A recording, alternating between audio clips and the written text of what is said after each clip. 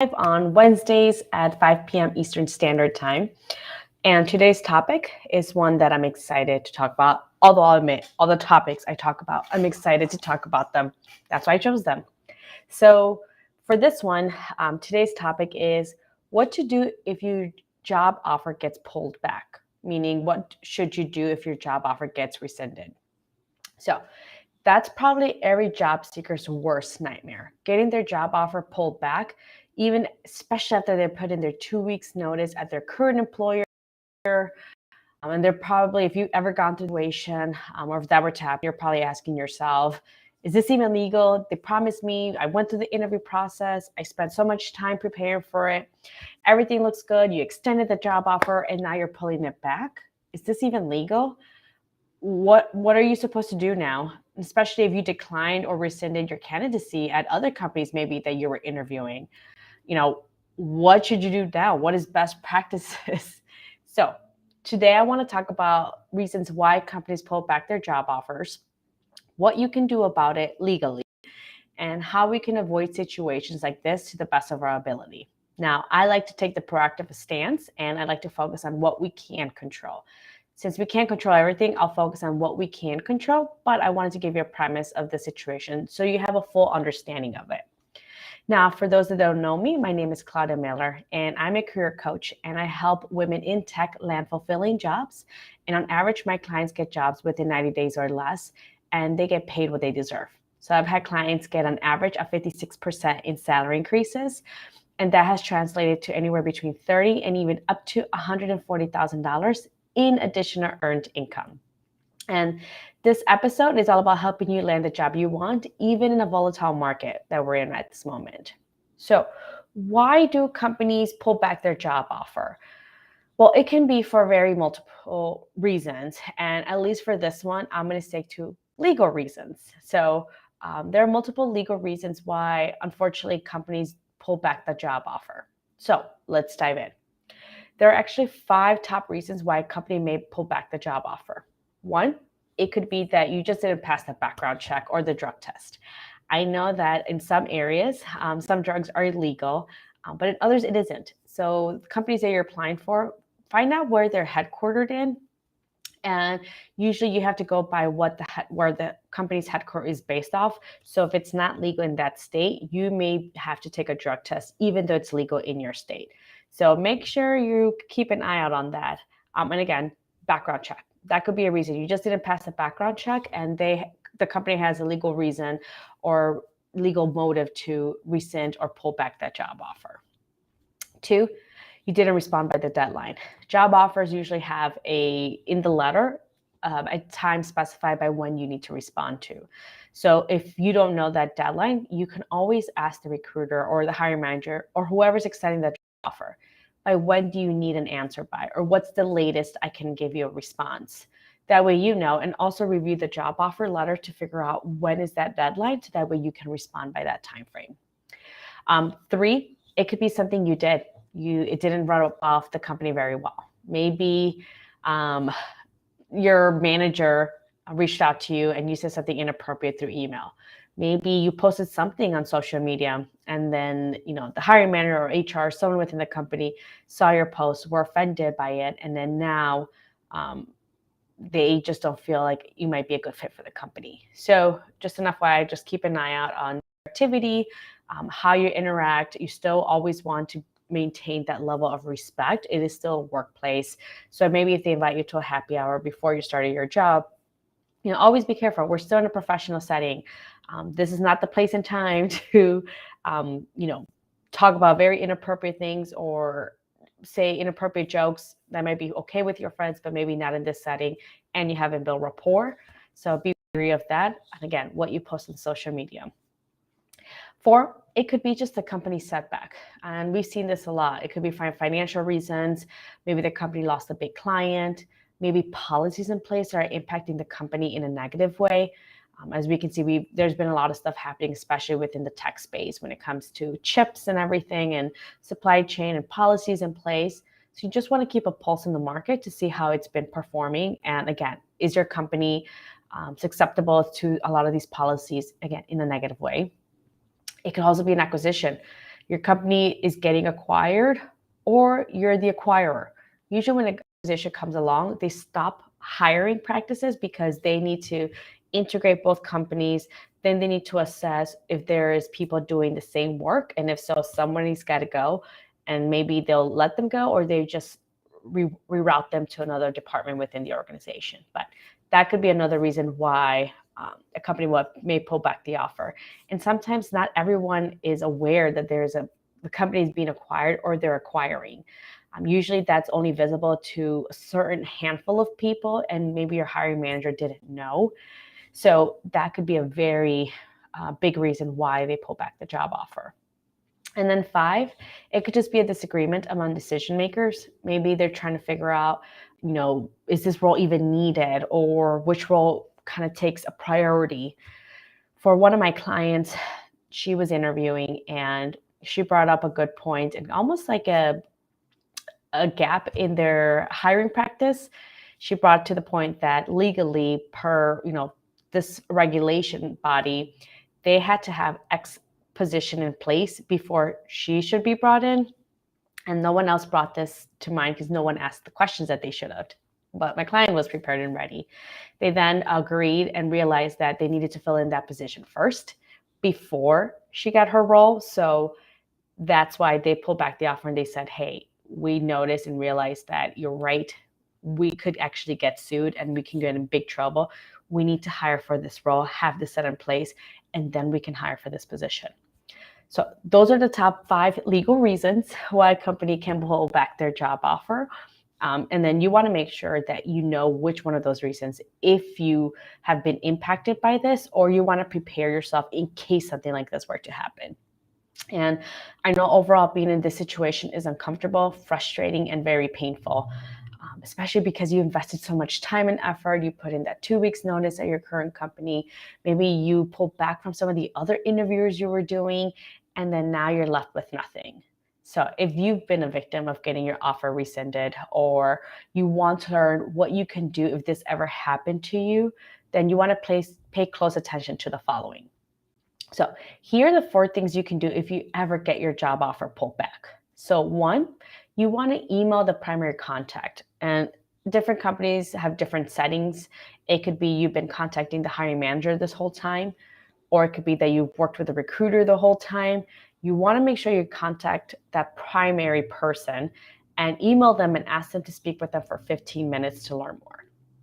A lot of the primary contact is less likely to be honest with you through email because it puts them and the company at risk, but they're more likely to be honest with you over the phone. So you want to get on a 15-minute call to figure out which one of those 5 reasons they pull back the job offer. Is there something happening in the company? Did they lose that big client? Did they get impacted negatively and they're trying to stay conservative because of some of the policies that may be enacted? So you want to understand the reason why, and that will help you in navigating to the next step, which is 2, look for opportunities within the organization and ask if you can be put in contact with the recruiter and or hiring manager for current open roles. Now, if the reason why they pull back the job offer is because they're being acquired and there's a hiring freeze among 2 organizations, well, it's probably not going to make sense for you to ask them if there's any other job opportunities because everything's put on hold at this point. But you can always ask them, do you know of any other companies, or do you have any contacts or recruiters that you feel like I can reach out to that may have opportunities for the jobs that I'm looking for? Typically, recruiters and hiring managers know other people in the industry. I know for some of my contacts, one recruiter can have access to 10, 15 recruiters at different industries, different verticals, different departments, different organizations. So they too have a community, so be able to tap into them. But again, if we know that internally there's just not going to be any opportunity, we don't want to ask, is there any other departments within the organization that are hiring at the moment? So that's why you want to make sure you find out the reason why, because if it's for whatever good reason, maybe they said, hey, we identified that we need to hire for this role before we enact and hire for this role, then you can ask, is there any other organization you think I'd be a good fit based on my background and expertise? Again, that one recruiter can bring you 5 to 10 other opportunities. So you want to make sure you ask them, or you can ask them to get you connected to someone else. If you already got that job offer, you're already a good fit at this point in time. as long as, again, you failed the background check, or you didn't post something inappropriate or did something inappropriate to offend someone within the organization. But for the most part, you were already hired because you were qualified and something unfortunate happened, and then they're more likely to help you because they know the situation they put you in is very uncomfortable. And then 3, don't take it personal. Again, as long as it wasn't your fault, like, if you know there's something that's going to show up in your background check, be vocal about it, be upfront, mention that during the interview process. Yes, it might cost you the interview, but again, it's also going to cost you at the end, once they do a background check after the job offer, and it puts you in a very uncomfortable situation. My recommendation is always be honest and upfront, and if the company is okay with it, you continue moving forward, and you know that won't longer be an issue. So as long as it's not, like I said, something you did based on your actions and your background, overall, just don't take it personal. Things happen. Like I said, we're in a very volatile marketplace. There's a lot of things happening policy-wise. There are organizations out there that are doing hiring freezes. There's a recession looming in, and people tend to tighten up their wallets. They're trying to be more conservative. So things do happen, but there are ways that you want to be able to protect yourself and diversify your opportunities. And I'm actually going to dive into that in a little bit, but I just wanted to bring that in. Don't take it personal. And I know it's easier said than done, but just know that, 1, you want to get that clarity on why they pulled back the job offer. And if it's nothing that you did, then understand that it's out of your control. And I'd rather you focus on things that you can control. Now, 4, if you're on good terms with your previous employer, what you want to do is ask if you can extend your notice period. Some companies will be happy to have you work for an additional few weeks. Now, if you're like, I don't want to go back there, but I'm willing to work another 3 to 4 weeks until I get my next job and get the interview started rolling in, then have that conversation. But again, that depends on what your relationship was with that company, with that manager, the opportunities, and how you left off. I know for some of my previous employment, they would have been happy me extending my time there. And some even offered if I can work part-time for them until, they were able to get back to speed, because I was moving and then I had to do a lot of that transfer knowledge. So have that conversation. And again, it's on a per case basis. So now that you know what to do after you get the job offer rescinded, here's what you can do to protect yourself and avoid the situation to the best of your ability. Again, none of us are mind readers, at least I'm not. And I try to make sure, like, what can we do to stay proactive and even avoid getting into a situation like this at the best of our ability. Like I said, things can happen out of nowhere. If it's a policy change that can disrupt the market overnight, I don't have insights into that. I learned with the general public. And again, when it happens, it's usually very prompt and swift. So now that you know what to do after the job offer, here's what you can do to protect yourself and avoid a situation. 1, you want to start reviewing the company and its financials and activity. So does the company tend to have layoffs or restructures on an annual basis? Have they lost a big deal client, or are they getting acquired? Sometimes by the time that the paperwork is signed, they announce it. So keep an eye out within that specific company or that specific industry you're in. Look at what's happening in the industry overall. Are there any policies or changes that can negatively impact the company or disrupt the marketplace? That could be another good indicator to help you understand, hey, do I need to protect myself? Should I shift my focus to more recession-proof industries? What transferable skills do I have that can fit those industries versus where I'm currently in? Because right now, 60% of the companies within my industry are just doing freezing hires, or doing layoffs or restructures. You also want to start putting in Google alerts for companies or industries that you're in, so that way you're always in the know. Every morning, make a habit of it, change it, and you can check your email whenever it is that you wake up or from your bed and start looking, what are the Google alerts? Is the company I just applied to, did I just get a Google alert that they just got acquired? Or did they lose a huge client? Or did they get a good partnership with another big company and they're looking to create or bring a new product or service to the marketplace? So those are the things that you want to stay consistent and in the know. Like I said, I'd rather just automate this instead of you going in physically every single time. I'd rather just create a Google alert and then have it straight to my inbox. I review it, and then I can assess, hey, is this good, this is bad, or is this no change in the marketplace? So that's a really good strategy for you to implement. Now, next thing you want to do is you want to network with internal employees at your new company where you receive that new job offer. So Acme extends a job offer. Great. You want to start networking with people that currently work there and say, hey, I just got hired at Acme company and I'll be starting. I wanted to network and tap into your expertise to learn more about the company and the organization overall, to give me a head start, before I start my day. Before I start my job, would you be open to a 15, 20-minute conversation? And then that's when you can ask a little bit more about, how has the company been impacted since COVID? They might say, oh my God, we've laid off so many people. It's crazy. I'm surprised I'm still standing. Or it could be, you know what, it's actually been great. We've had an increase in business and the company has been hiring a lot and there's been a lot of opportunities. You can also ask, what's it like working at the company? How long have you been here? Can you tell me a little bit more about just the department, or what is the biggest goal for the department, or what are the biggest challenges? And you also want to reach out to people that used to work at that company, and more likely a little bit recent, not someone that left 5 years ago, but maybe someone that left in the past 3 to 6 months, and connect with them and say, hey, I would love to get your insights into the company. I saw that you worked at X company and I'm, about to start, but I would love your expertise and insights into the industry and the company itself. Ask them, why did they leave the company? Did they leave for a lateral role, or did they leave for a promotion?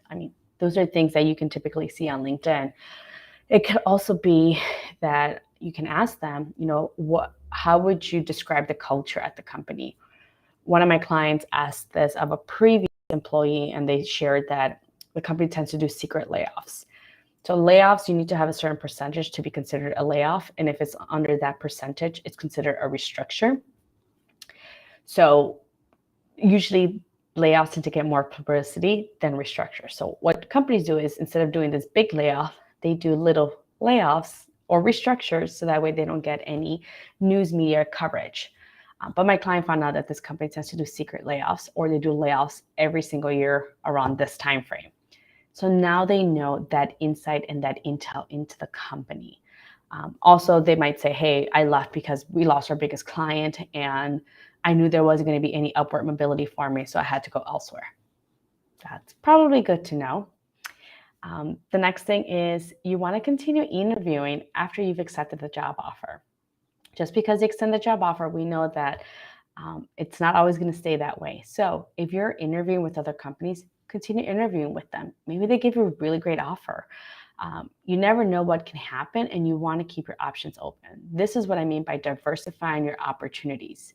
Not until you finish the interview process, and if they extend it, it's up to you. You can also rescind back your candidacy and that offer at that company. Remember, it goes both ways. They can pull back the job offer. You can pull back your candidacy for that role as well.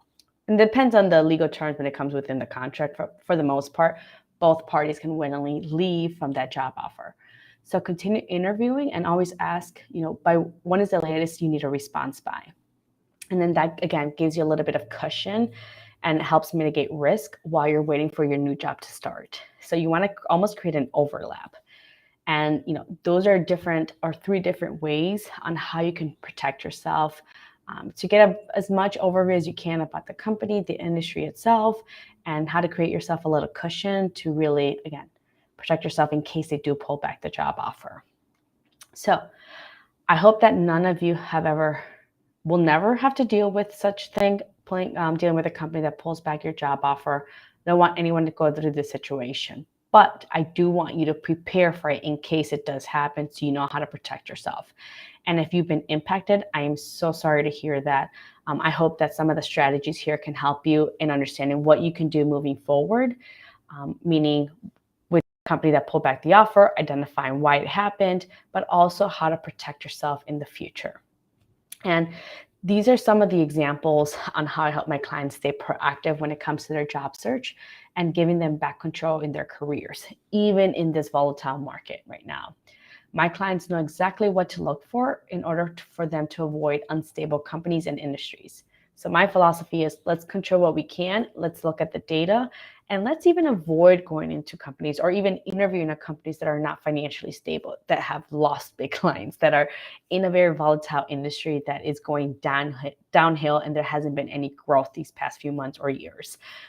I rather my clients avoid those industries and go into industries or companies that have been performing really well, that are thriving, are growing, are creating partnerships that's even going to explode their growth.